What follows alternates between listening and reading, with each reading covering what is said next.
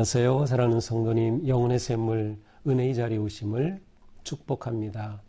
생명의 주님이 우리와 함께 하십니다. 우리와 함께 하시는 주님을 찬양합니다. 기도합시다. 주님 감사합니다. 오늘도 주님의 은혜로 복된 날을 주셨습니다. 오늘도 주님의 사랑 안에 주님의 은혜를 누리며 주님의 선하신 인도하심 따르는 은혜로운 하루가 되게 하여 주시옵소서.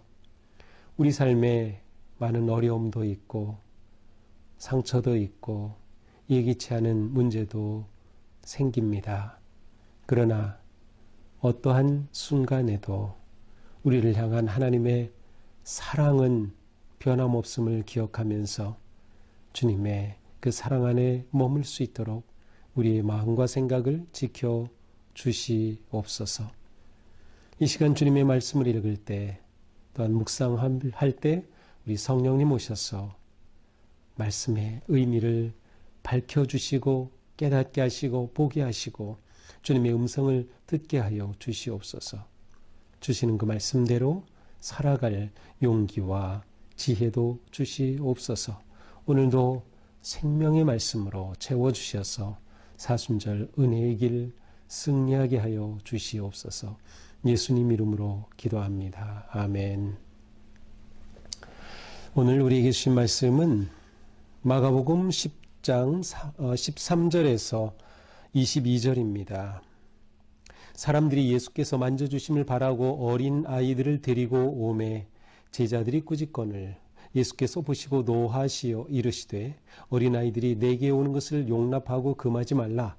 하나님의 나라가 이런 자의 것이니라. 내가 진실로 너희에게 이르노니 누구든지 하나님의 나라를 어린아이와 같이 받들지 않는 자는 결단코 그곳에 들어가지 못하리라 하시고 그 어린아이들을 안고 그들 위에 안수하시고 축복하시니라. 예수께서 길에 나가실새 한 사람이 달려와서 꿇어앉아 묻자오되 선한 선생님이여 내가 무엇을 하여야 영생을 얻으리이까? 예수께서 이르시되 네가 어찌하여 나를 선하다 일컫느냐? 하나님 한 분 외에는 선한 이가 없느니라. 네가 계명을 안 하니 살인하지 말라, 간음하지 말라, 도둑질하지 말라, 거짓 증언하지 말라, 속여 빼앗지 말라, 내 부모를 공경하라 하였느니라. 그가 여짜오되 선생님이여 이것은 내가 어려서부터 다 지켰나이다. 예수께서 그를 보시고 사랑하사 이르시되 내게 아직도 한 가지 부족한 것이 있으니 가서 네게 있는 것을 다 팔아 가난한 사람들에게 주라. 그리하면 하늘에서 보화가 네게 있으리라.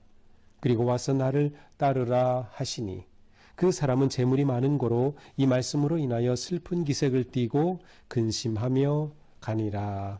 아멘.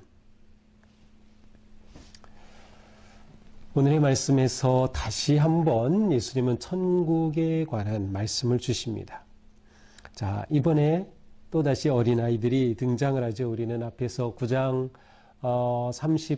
37절에서 제자들이 서로 누가 높은지 막 다투었던 그 자리에서 예수님이 어린아이들을 불러다 안으시면서 그들에게 교훈하신 적이 있었어요. 자, 오늘도 제자들이 이 어린아이가 등장합니다. 자, 13절이죠. 사람들이 예수께서 만져주심을 바라고 아이들을 데리고 오매. 자, 예수님이 오시니까 부모들이 아이들을 축복해 주시기를 바라면서 예수님께로 데리고 온 것 같아요. 이 당시에는 보통 이제 어린아이들은 회당의 랍비들 또 지도자들이 이렇게 안수하시면서 축복해주는 그러한 풍습이 있었는데 아마 예수님께서 그렇게 아이들을 축복해 주시기를 기대하면서 데리고 왔던 것 같아요. 자, 그런데 제자들이 꾸짖었습니다. 아이들을 꾸짖었는지 아니면 부모를 꾸짖었는지는 정확하지 않아요. 어쨌든 여기서 중요한 것은 아이들을 데리고 오는데 꾸짖었다. 그 아이들을 배척한 겁니다. 환영하고 환대한 것이 아니라 배척한 것이죠. 그러자 예수님께서 이것을 보시고 노하셨어요. 자, 예수님이 노하신 장면이 몇 장면 나오는데 바로 이 순간 예수님께서 굉장히 격분하셨음을 보여줍니다. 아니, 어떻게 저럴 수가 있지. 나를 따른다는 제자들이 말이죠. 예수님이 노하시어서 말씀하십니다. 어린아이들이 내게 오는 것을 용납하고 금하지 말라. 하나님의 나라가 이런 자의 것이니라. 자, 어린아이들이 내게 오는 것을 환영하고 금하면 안 된다. 하나님의 나라가 이런 자의 것이니라. 하나님의 나라는 이 어린아이와 같은 자의 것이다.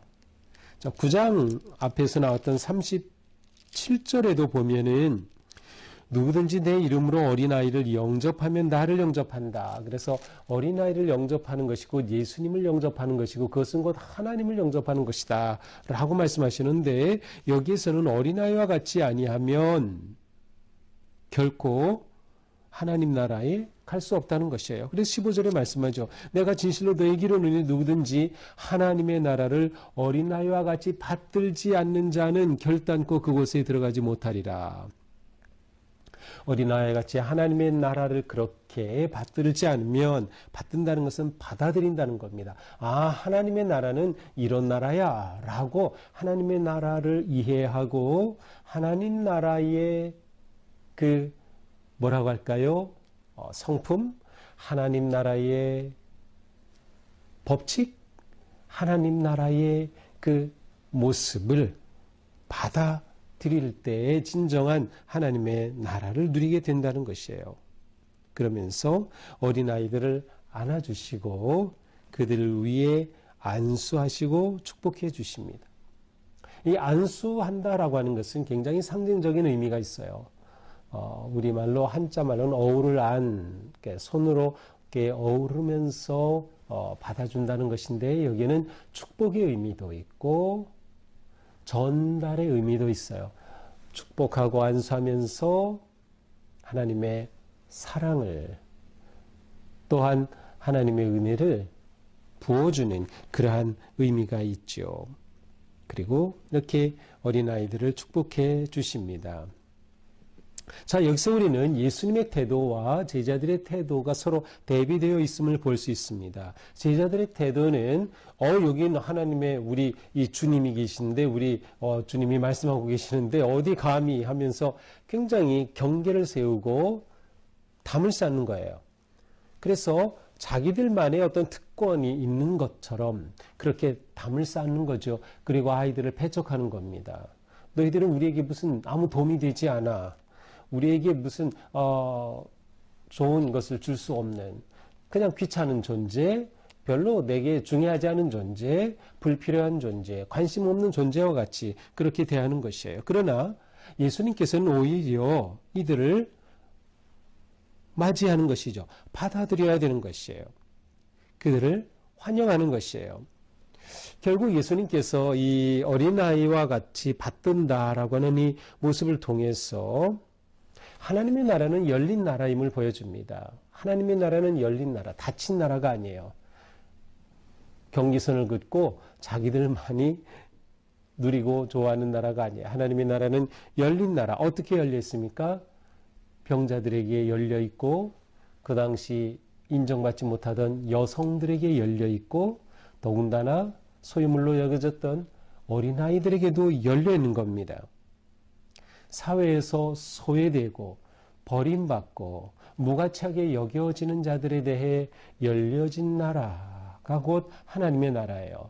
하나님의 나라는 이렇게 열려진 나라. 여기서 작동하는 핵심 원리는 무엇일까요? 하나님의 사랑입니다. 하나님의 나라는 하나님이 아버지 되시고 하나님이 통치하시는 나라인데, 이 나라는 하나님의 사랑의 원리가 작동하는 나라예요. 그래서 하나님의 나라는 우리가 보통 이걸 자꾸 공간적 개념으로 생각해요. 그래서 하나님의 나라는 어떠한 공간적인 그러한 개념으로 문을 열고 들어가는, 그래서 문을 닫는, 그래서 제자들은 우리만 누릴 수 있는 그러한 세계처럼. 그런데 하나님의 나라는 사실은 공간적 개념이라기보다는 존재의 개념이면서 사랑의 나눔이라고 하는 삶의 개념으로 받아들여져야 돼요. 존재 방식입니다. 하나님의 법이 다스리는 존재 방식이에요. 하나님의 사랑의 법이 다스리는 존재 방식. 하나님의 나라의 핵심 개념은 하나님이 다스리신다는 거죠. 하나님의 다스리심은 사랑과 은혜와 관용과 용서로 다스리시는 거죠. 바로 그와 같은 겁니다. 아, 하나님의 나라는 이런 나라야 라고 그 하나님 나라의 가치를 내가 받아들이고 그 가치에 따라 사는 삶이 곧 하나님 나라에 들어간 삶과 같은 거예요. 하나님 나라를 누리는 삶인 거죠. 이것은 너무나도 우리에게 중요한 것입니다. 하나님의 나라는 우리에게 하나님께서 주시는 놀라운 선물입니다. 그리고 그 하나님의 나라는 사랑으로 체험하고 사랑으로 누리며 사는 나라죠. 그래서 어린아이와 같이, 어린아이는 우리 앞에서 봤죠? 9장에서 어린아이는 전적으로 부모 의존하는 거예요. 전적으로 따르고 순수하고 이기심이 없고 교만하지 않고, 하나님의 나라는 바로 이러한 가치가 작동하는 그러한 나라입니다. 자, 이렇게 예수님이 제자들에게 어린아이를 통하여 하나님의 나라에 관해 말씀하신 후 또 가시는데, 한 사람이 달려와서 이번엔 예수님 앞에 무릎을 꿇고 묻습니다. 선생님, 내가 무엇을 해야 영생을 얻겠습니까? 아, 이 사람은 참 대단한 사람이에요. 왜? 영생에 관해 인생의 질문을 하고 있기 때문이죠. 영생에 대한 열망이 있는 겁니다. 아, 내가 어떻게 영생을 얻을 수 있지? 영생에 대한 갈망이 있는 거예요. 너무나도 중요한 거죠. 그리고 이 물음은 정말 인생에서 중요한 물음이었어요.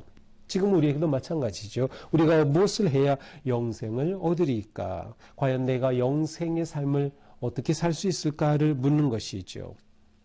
자, 그러자 예수님이 말씀하셔요. 네가 어찌하여 나를 선하다느냐? 예수님 보고 선한 선생님 하고 다가왔거든요. 어찌하여 나를 선하다느냐? 하나님 한 분 외에는 선한 이가 없다. 오직 하나님만이 선하신 분이다. 자, 예수님은 여기서도 하나님을 온전히 드러내시죠. 예수님은 오직 하나님의 뜻을 따르는 자일 뿐, 하나님의 뜻에 순종하는 아들임을 말씀하고 계셔요. 자, 그러면서 계명을 말씀하십니다. 이것은 바로 십계명에서 뒷부분에 있는 인간관계 속에 주어진 계명이에요. 네가 계명을 알고 있지. 가늠 말라, 살인 말라, 도둑질 말라, 거짓 증언 말라, 빼앗지 말라, 속이지 말라, 부모를 공경하라. 이러한 십계명의 말씀을 하셔요. 아, 그러자 이 예수님 앞에 온 이 사람이 예수님께, 자신있게 말합니다. 이것은 내가 어려서부터 다 지켰습니다. 정말 훌륭한 사람이죠. 계명을 그대로 지키는 참 훌륭한 사람이에요. 그런데 예수님은 이 사람에게 이렇게 말씀하셔요.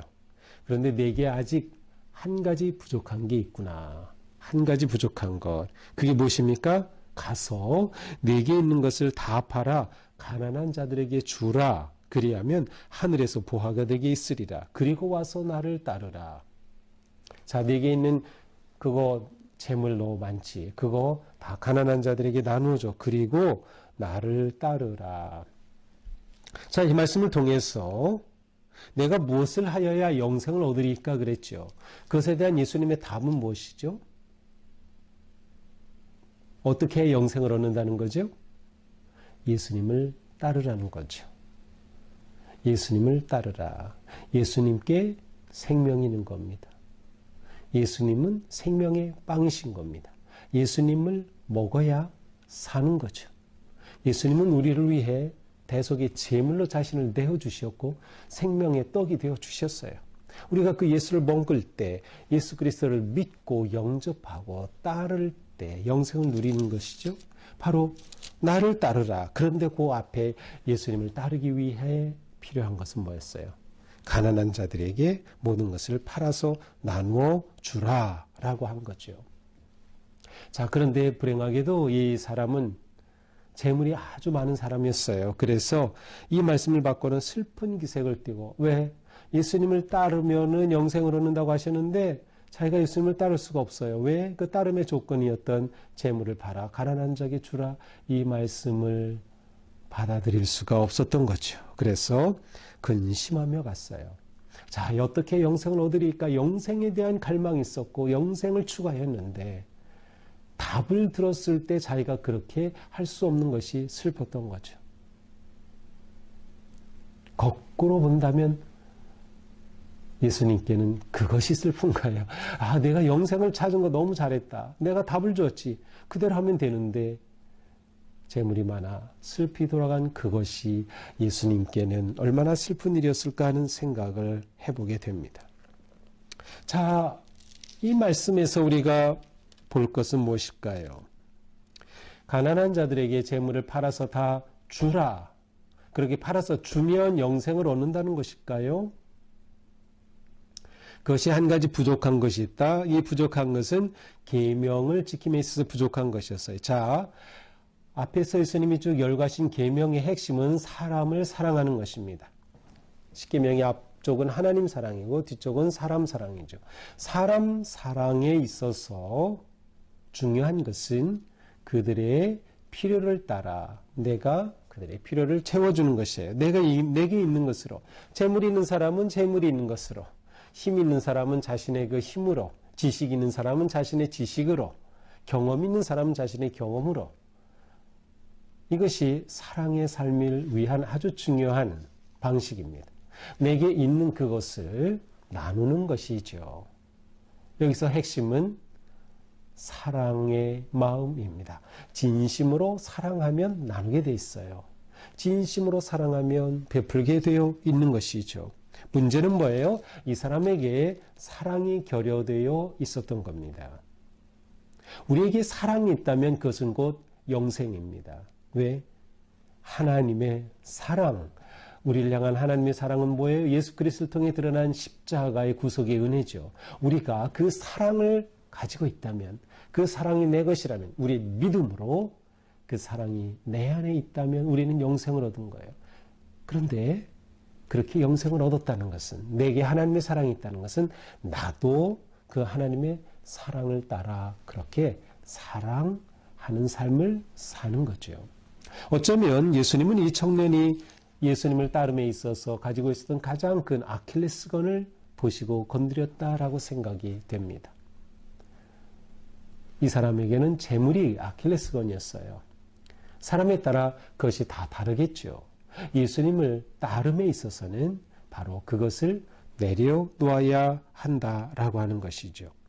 자, 그렇다면 이 사람의 이러한 모습을 보면서 우리도 부자는 그러면 예수님을 따를 수 없는 것일까요? 아니죠. 재물이 많은 사람, 지식이 많은 사람, 권력 있는 사람은 예수님을 따를 수 없는가요? 그런 의미는 아니에요. 그러면 다 팔아야 되고, 재물 다 없어야 되고, 권력 다 없어야 그래야 비로소 예수님을 따르는 것일까요? 아니죠. 여기서 초점은 예수님 사랑이냐 재물 사랑이냐입니다. 예수님을 사랑하면 재물을 포기할 수 있는 거죠. 그 말은 예수님을 사랑하면 예수님의 뜻에 따라 재물을 쓰는 겁니다. 예수님을 사랑하면 예수님의 뜻에 따라 내 권력을 바르게 정의롭게 사용할 수 있는 겁니다. 예수님을 사랑하면 나는 그 예수님의 뜻에 따라서 내가 가지고 있는 것, 내가 영향력을 행사할 수 있는 그 무엇인가를 사랑을 위해 할 수 있는 거죠. 바로 그러한 삶으로 초청하는 것이죠. 결국 이 사람의 문제는 사랑의 결여였습니다. 천국은 마가복음에서 영생과 같은 개념입니다. 천국은 영생이에요. 바로 앞에서 어린아이 말씀하시면서 천국 말씀하셨죠. 이 영생도 마찬가지. 천국과 영생은 거의 같은 개념으로 사용되고 있어요.